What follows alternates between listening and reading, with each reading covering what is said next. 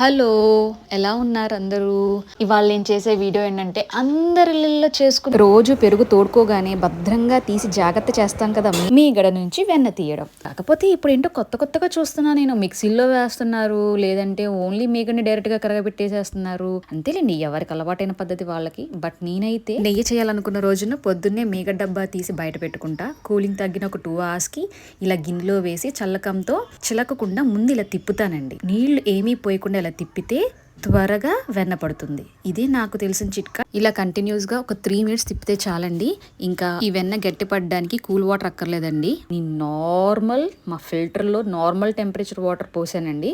చూడండి, అసలు నిజంగా ఇంకొక విషయం చెప్పనా, పాతకాలంలో చేసిన పద్ధతుల్లో మనకి యోగా ఆసనాలు ఎన్నో ఉన్నాయి. ఇలా కవ్వం చిలకడం వల్ల కూడా మనకి ఆర్మ్స్లో ఉన్న ఎక్కువ ఫ్యాట్ తగ్గిపోద్ది. అండ్ ఇంకో గమ్మత్తైన విషయం చెప్పనా, పెరుగుని ఇలా కవ్వంతో చిలకడం వల్ల లక్ష్మీదేవి కటాక్షం ఎక్కువగా ఉంటుంది ఇంట్లో. అది కూడా నట్టింట్లో కూర్చొని చక్కగా ఇంటి ఇల్లాలు మజ్జిగ చిలికితే ఆ వెన్నపూస తినడానికి ఈ కృష్ణుడు వస్తాడంట, తెలుసా? అండ్ మీలో ఎంతమందికి వెన్న అంటే ఇష్టం? అండ్ నేను మోస్ట్లీ ఇప్పుడు వీడియోస్లో చూస్తున్నాను, అందరి వెన్న పసుపు పచ్చగా లేకపోతే పచ్చగా ఉంటున్నాయి. అది ప్యాకెట్ పాలు యూస్ చేయడం వల్ల లేకపోతే ఆవు పాలు యూస్ చేయడం వల్ల అనేది నాకు తెలియలేదు.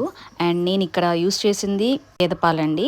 అండ్ ఎవ్రీ 10 days వన్స్ తీస్తాను. అండ్ ఎప్పుడు చేసినా నాకు ఇంతే క్వాంటిటీ ఆఫ్ వెన్న వస్తుంది. బయట ఎన్ని ఆర్గానిక్ నెయ్యిలు కొన్నా మన ఇంట్లో మన చేతులతో చేసుకున్న తృప్తి సంతృప్తి ఎప్పటికీ రావని నాకు ఈ మధ్యనే తెలిసిందండి. నేను ఇంతకు ముందు కొనుక్కునేదాన్ని, బట్ పిల్లలు పుట్టాక ఛాన్స్ తీసుకోలేము కదా, బయట కల్తీ జరుగుతుందని తెలిసి.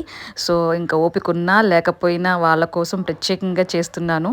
ఎందుకంటే పేరెంట్స్గా మనం ఇవ్వగలిగింది ఒక ఆరోగ్యం మాత్రమేనండి, అదొక్కటే మన చేతిలో ఉంది. చూసారా ఆ సౌండ్ ఎంత రిఫ్రెషింగ్గా ఎంత సాటిస్ఫైయింగ్గా ఉందో. అసలుకి ఆ స్మెల్ ఉంటుందండి కాసేటప్పుడు, అసలు చెప్పలేం. మా అమ్మమ్మ అయితే ఇలా నెయ్యి కాసిన వెంటనే ఆ నెయ్యిని టీ వడపోసే దాంట్లో వడపోసేసేసి అది వెంటనే తీసి పక్కన పెట్టి దాసేసి ముందు ఈ కళాయే ప్రపంచం అన్నట్లుగా దాంట్లో కొంచెం అన్నం తెచ్చుకొని అండ్ ఆ రోజు ఇంకా పప్పు అయితే ఇంకా అసలు చెప్పక్కర్లేదండి, లేదంటే ఏదైనా ఊరగాయ వేసుకొని తను తింటూ మాకు కూడా పెట్టేది. మేము ఫస్ట్లో చూసి తినేవాళ్ళం కాదు. మా అమ్మ ఏంటి ఇలా ఉంది ఇది చూడడానికి, వద్దు ఎబ్బే అనేవాళ్ళం. బట్ వన్స్ ఆ రుచికి అలవాటు పడిన వాళ్ళు మాత్రం ఎవ్వరూ గోదావరి కూడా వేస్ట్ చేయరండి, ఆ కళాయిలోనే తింటారు. ఇదేంటి ఇలా ఉంది నల్లగా మాడిపోయింది అనుకుంటున్నారేమో, కాదండి. 2 minutes మీకు ఫ్రీజర్లో పెట్టి అలా తీసుకొచ్చి ఇలా చూపిస్తాను. చూసారా, ఫ్రెష్ హోమ్ మేడ్ గీ రెడీ.